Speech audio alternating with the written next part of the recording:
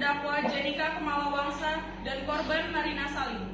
Pada hari ini, Senin 31 Oktober 2022, untuk itu diingatkan pada para peserta sidang untuk menonaktifkan alat komunikasi dan tidak melakukan hal-hal yang mengganggu persidangan. Untuk kelancaran persidangan ini, ada baiknya kita berdoa terlebih dahulu. Berdoa dimulai.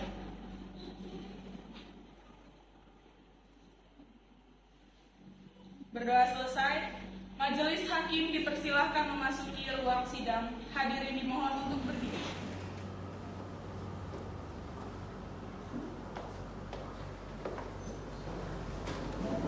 Hadirin dipersilahkan untuk duduk kembali. Sidang Pengadilan Negeri Jakarta Pusat yang memeriksa dan mengadili perkara-perkara pidana pembunuhan berencana pada tingkat pertama dengan pemeriksaan terdakwa Jenika Kemalawangsa pada hari Senin 31 Oktober 2022 yang dinyatakan terbuka untuk umum. Kepada panitera dipersilahkan saudari terdakwa memasuki ruang persidangan. Kepada saudari terdakwa dipersilahkan menduduki kursi sidang.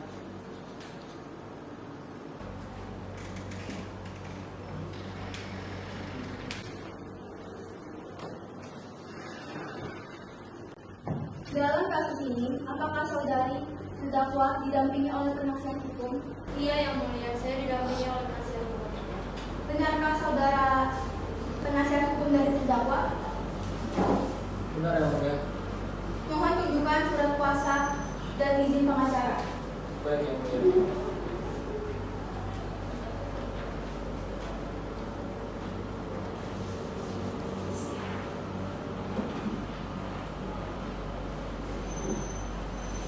Baik, untuk saat ini perkara saudari akan dipersidangkan di Pengadilan Negeri Jakarta Pusat. Selanjutnya, Hakim Ketua akan memerintahkan jaksa penuntut umum untuk membacakan dakwaan. Bagaimana jaksa penuntut umum sudah siap dengan dakwaannya? Sudah siap, Yang Mulia. Dalam kasus ini, terdakwa didakwa dengan Undang-Undang Pasal 340 KUHP mengenai pembunuhan berencana dengan masa tahanan maksimal 20 tahun penjara. Sekian dan terima kasih. Baik, apakah saudari terdakwa mengerti dengan dakwaan yang diberikan jaksa penuntut umum? Mengerti, Yang Mulia. Apakah saudari terdakwa dalam kondisi sehat dan siap mengikuti persidangan? Siap, Yang Mulia. Bagaimana penasihat hukum terdakwa? Apakah saudara? Izin berbicara. Saya menolak ajudan banding dari pihak terdakwa karena kasus ini sudah masuk ke dalam ranah pembunuhan berencana. Ya, sesuai dengan pasal 340 KUHP yang jelas-jelas isinya, barang siapa dengan sengaja dan dengan rencana terlebih dahulu merampas nyawa orang lain diancam karena pembunuhan dengan rencana dengan pidana mati atau pidana penjara seumur hidup atau selama waktu tertentu paling lama 20 tahun. Sudah jelas kita bisa lihat dari bukti rekaman CCTV yang ada, di mana Jenika dari awal datang ke kafe Olympia sudah terlihat memberikan gerak-gerik yang mencurigakan. Di antaranya, Jenika datang 1 jam lebih awal dari waktu janjian. Kemudian dia juga memantau kondisi kafe serta letak CCTV-nya. Setelah itu, Jenika memesan kopi sebelum yang lain datang. Setelah memesan, dia juga langsung close bill. Kemudian Jenika membuat benteng dari tas belanjaannya untuk menutupi atau menghalangi CCTV yang ada. Kemudian Jenika juga menaruh sedotan ke dalam gelas Marina, di mana itu adalah gerak-gerik yang sangat mencurigakan. Bagaimana bisa Anda menyimpulkan seseorang telah melakukan tindak pembunuhan berencana hanya dengan teori visinogami? Visinogami adalah ilmu membaca wajah yang digunakan pada abad ke-6 sebelum Masehi untuk mengidentifikasi pelaku kejahatan, di mana teori visinogami hanya ilmu serapan dan sudah tidak lagi layak untuk digunakan pada era sekarang. Ini jelas-jelas sebuah kemunduran dalam penegakan hukum di Indonesia. Saya akan kembali bertanya, bagaimana Anda bisa mengatakan bahwa teori visinogami ini sudah tidak layak digunakan? Kemudian juga mengatakan bahwa hal tersebut adalah kemunduran dalam hal penegakan hukum. Hal yang saya sebutkan tadi sudah jelas benar adanya dari segi barang bukti CCTV, kemudian gerak-gerik terdakwa yang sangat tidak wajar dari awal kejadian hingga pasca kejadian. Kembali lagi ke awal, di mana kami selaku kuasa hukum terdakwa mempertanyakan keabsahan dan barang bukti CCTV tersebut, karena besar sekali peluang untuk mengatur kamera CCTV dengan tujuan membawa balikan fakta. Gerak-gerik orang yang terekam dalam CCTV tidak mungkin bisa diatur.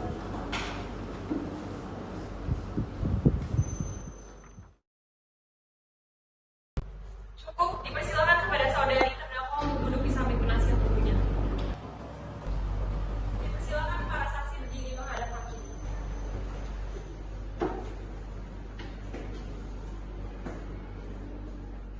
Berdasarkan pasal 160 ayat 3 KUHP, sebelum Anda dimintai keterangan, Anda akan disumpah terlebih dahulu.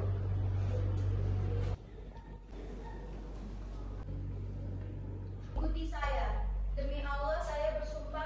Demi Allah saya bersumpah Menyatakan dengan sebenar-benarnya dan tiada lain daripada yang sebenarnya. menyatakan dengan sebenar-benarnya dan tiada lain dari yang sebenarnya. Dipersilakan semua saksi duduk di kursi yang telah disediakan.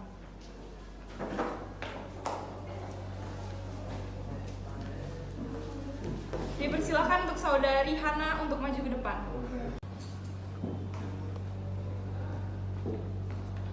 Saya dan Marina baru sampai, sedangkan Jenika sudah sampai duluan. Saya dan Marina langsung meluk Jenika, lalu kami duduk. Setelah kami duduk, Marina mengaduk kopinya, lalu minum kopinya. Setelah Marina ngaduk kopinya, lalu dia minum. Gak lama dia minum, dia ngomong, "Kok ini rasanya aneh banget ya, gak enak." Gitu. Terus saya coba cium kopinya dan benar ternyata baunya seperti power blue. Jenika langsung jalan buat ambil air putih. Marina suruh saya coba dan waktu saya coba saya langsung kaget dengan rasanya karena gak enak banget. Habis Jenika balik, Marina suruh Jenika juga untuk cobain, tapi Jenika tolak. Marina mulai gak sadarkan diri, tatapan Marina kosong dan kesusahan buat nafas. Tangan dan kakinya sudah mulai kejang-kejang.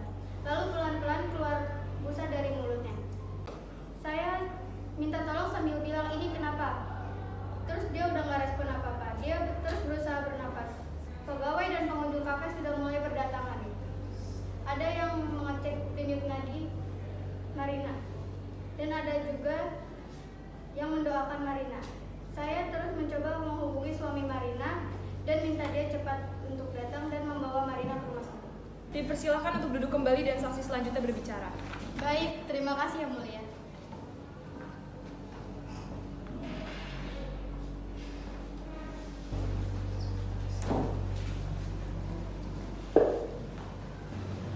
Waktu Hana telepon saya dan bilang Marina pingsan, kebetulan saya lagi ada di dekat Cafe Olivia, jadi saya langsung menuju ke lokasi. Setelah sampai ke sana, ternyata Marina udah tidak sadarkan diri, jadi saya berpikir untuk membawa Marina ke rumah sakit secepatnya.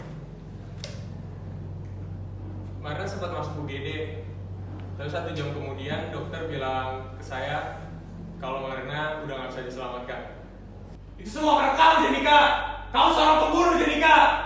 Silakan pengacara tersangka untuk mengajukan pertanyaan kepada saksi.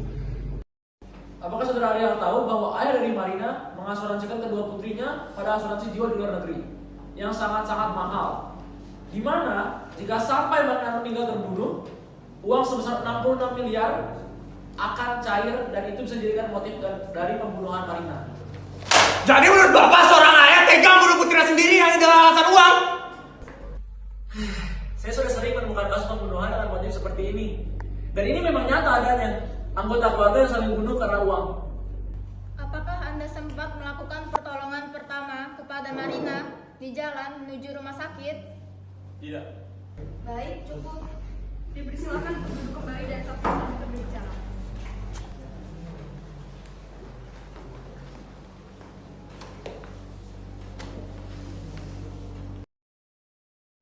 Waktu itu Mbak Jenika memesan 1 kopi Vietnam serta juga dengan 2 gelas koktail, masing-masing berjenis old fashion dan sesedap. Dia langsung bayar di tempat. Saya masih ingat waktu saya pertama kali menjanjikan kopi itu, kopinya berwarna coklat gelap. Tapi setelah Mbak Marina sudah tidak menyerahkan diri dan ketika saya mengecek kopi itu kembali, kopinya tiba-tiba berubah menjadi warna kekuning-kuningan. Pertanyaan pertama, sudah berapa lama Anda bekerja di Cafe Olivia? 11 bulan, Yang Mulia. Lalu apakah Anda pernah bermasalah dengan atasan? Tidak pernah. Selama saya bekerja, kinerja saya selalu baik. Bahkan atasan saya pun sangat menghargai saya. Silakan pengacara korban untuk mengajukan pertanyaan kepada saksi. Baik saudara saksi, apakah ada orang yang pernah menawari Anda untuk memasukkan racun ke dalam minuman Marina? Tidak pernah. Dan seandainya pun ada orang yang menawarkan uang saya sebanyak apapun, saya tidak akan pernah menerimanya. Saya sudah mempunyai pekerjaan yang sangat layak. Untuk apa saya menawarkan nyawa saya di dunia dan akhirat untuk hal seperti itu? Dipersilakan untuk duduk kembali dan saksi selanjutnya untuk berbicara. Baik.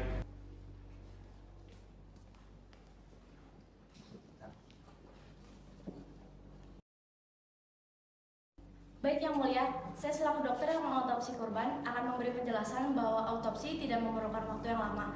Saya hanya perlu memeriksa bagian lambung dan hatinya saja. Ada kandungan zat yang menyebabkan korban keracunan.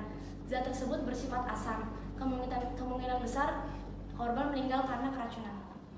Apakah mungkin adanya kandungan zat serupa di lambung dan hati saudari Marina dengan DS Kopi Vietnam yang dipesan? Iya, ditemukan kadar cyanida di lambung Marina sebanyak 0,2 mg per liter.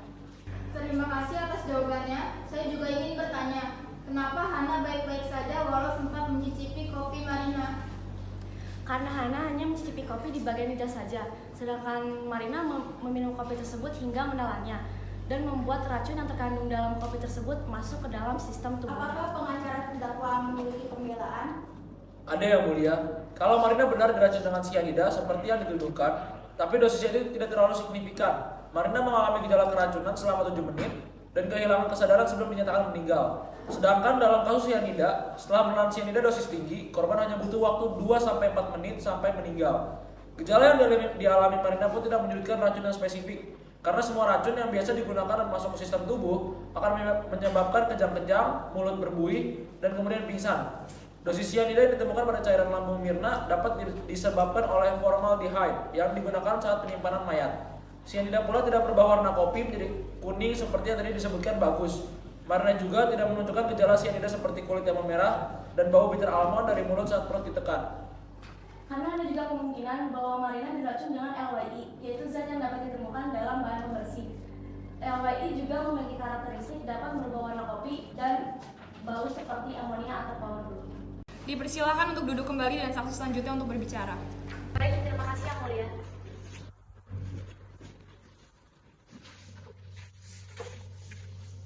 Orang keracunan cyanida, organ tubuhnya akan menunjukkan zat cyanida. Hasil pemeriksaan barang bukti 4, cyanida negatif. Maka kesimpulan yang menyatakan korban meninggal dunia karena cyanida dapat dikesampingkan. Maksud saya, artinya korban mungkin meninggal karena suatu kondisi. Kita harus memeriksa semua organ bagian dalam untuk mengetahui apakah ada penyebab kematian secara alami. Setelah itu kita baru memeriksa hasil toksikologi dan berdasarkan temuan-temuan serta hasil. Maka barulah kami dapat menyimpulkan apa penyebab kematian. Saudara, sebelumnya saya ingin Anda menjelaskan CV saudara. Saat ini saya bekerja sebagai ahli patologi forensik pada Dinas Kesehatan dan Keilmuan di Queensland, Brisbane. Saya juga memegang jabatan dosen senior di Fakultas Kedokteran Universitas Queensland. Bisa dijelaskan apa itu patologi forensik? Ahli patologi forensik adalah ahli dalam menentukan penyebab dan cara kematian seseorang. Saya selaku dokter yang mengotopsi tubuh Marina telah menemukan adanya kandungan cyanida. Jadi untuk apa lagi menanyakan penyebab kematiannya?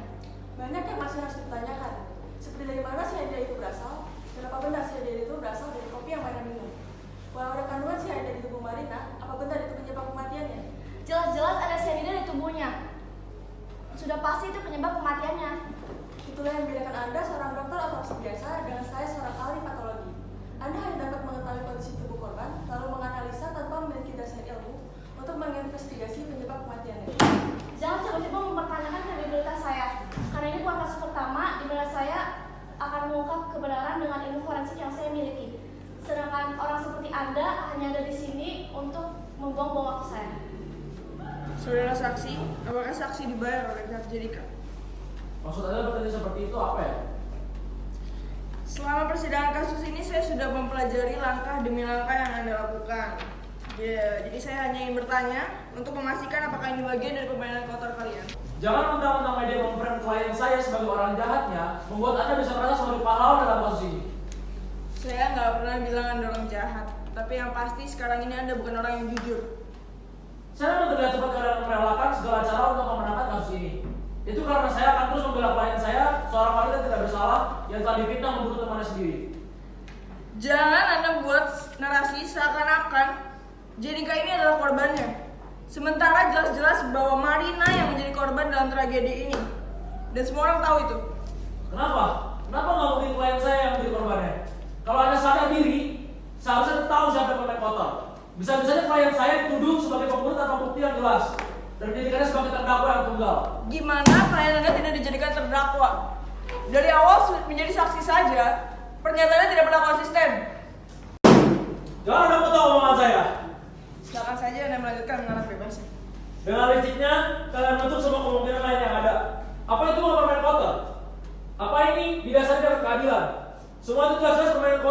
yang dilakukan untuk menjadikan klien saya tumbal yang harus dikorbankan, sehingga pelaku sebenarnya dapat terbebas dari hukum. Jadi kalau ada bermain kotor di sini, di persidangan ini, jelas itu bukan saya dan klien saya. Tuh, jadi yang menurut Anda bermain kotor itu saya, jaksa, atau hakim? Anda ini sudah benar-benar kelewat batas ya. Kami ini di sini untuk menegakkan keadilan. Ada seorang suami yang kehilangan istrinya, ada orang tua yang kehilangan anaknya, dan seseorang harus bertanggung jawab atas semua itu. Menghalangi dari apa? Saya bertanya kembali, menghalangi dari apa? Dari kebenaran. Cukup, kita harus menjaga jalan sidang ini agar tetap kondusif. Tolong kesampingkan ego dari kedua pihak agar kita dapat menemukan titik terang dari kasus ini. Baik, silakan saudara saksi duduk kembali ke tempatnya dan saudara terdakwa dipersilakan duduk kembali ke tempat. Saudara terdakwa, apakah benar bahwa laporan dari polisi Australia yang mengatakan bahwa Anda pernah melakukan percobaan bunuh diri sebanyak 4 kali dalam 1 bulan, menabrakkan mobil ke panti jompo, mantan pacar Anda mempunyai perintah penangkapan untuk tidak mendekatinya karena takut Anda akan brutal setelah putus, dan pernah mengancam mantan bos Anda dengan berkata, "Saya bisa membunuh Anda dengan dosis yang tepat"? Benar yang mulia, tapi itu semua tidak ada hubungannya dengan kasus ini. Saudara terdakwa, untuk apa Anda berbohong kepada Hana saat ia menanyakan keberadaan saudara pada pukul 12.30 dengan mengatakan bahwa saudara masih di rumah padahal sebenarnya saudara pada waktu itu sudah di Cafe Ulfi? Itu karena saya ingin berbelanja dulu. Bukan karena itu bagian rencana pembunuhan Anda? Tidak. Dari terdakwa, apa benar alasan Anda membuang celana yang Anda pakai pada saat kejadian karena Anda takut ada jejak sianida yang tertinggal di dalamnya untuk menghilangkan barang bukti? Tidak yang mulia, saya membuang celana itu karena sudah robek. Jika robek, kenapa tidak dijahit? Ingat saudari Jenika, kalau benar Anda membuang celana dengan sengaja karena itu bisa menjadi barang bukti, Anda bisa dikenakan pasal 221 KUHP berupaya untuk menghalang-halangi suatu proses hukum. Tidak.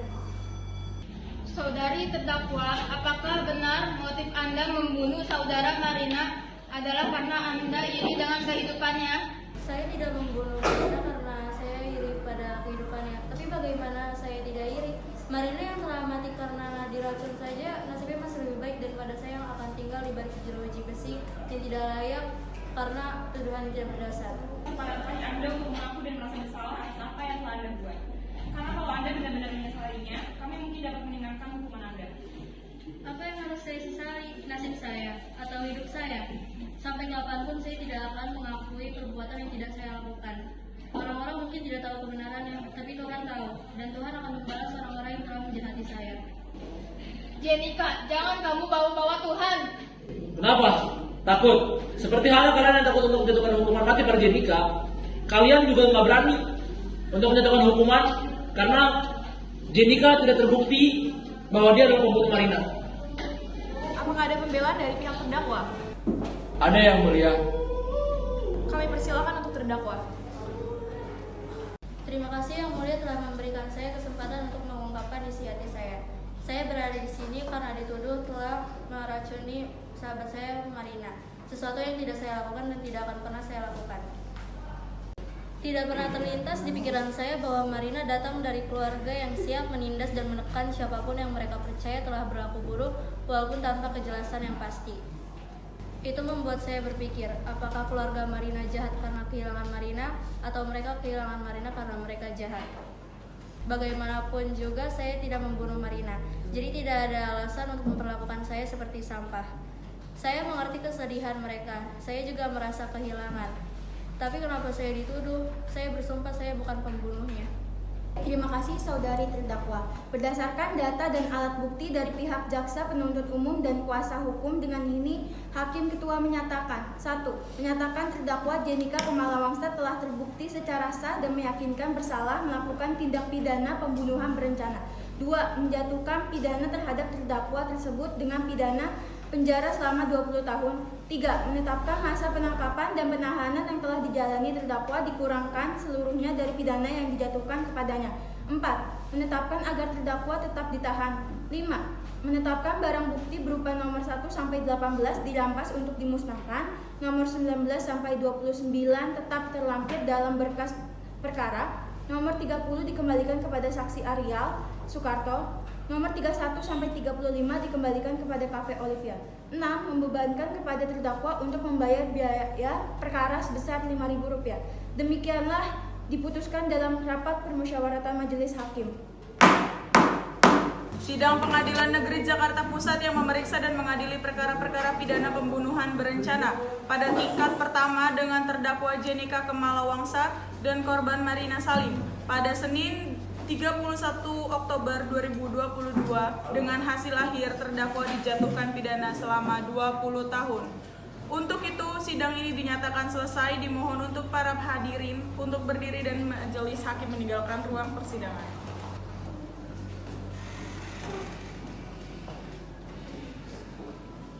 Untuk seluruhnya diperbolehkan meninggalkan ruang persidangan.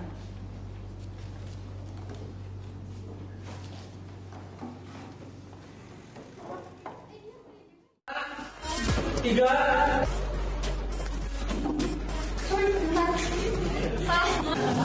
Satu. Demi Allah saya bertanggung jawab kalau saya ulang. Silakan Bang Aya. Aya dari Marina, masalahnya kan ada satu. Seorang ayah yang bunuh sendiri hanya dengan rasa uang. Satu kopi Vietnam juga Kamu nanya. Bang Marina diracun.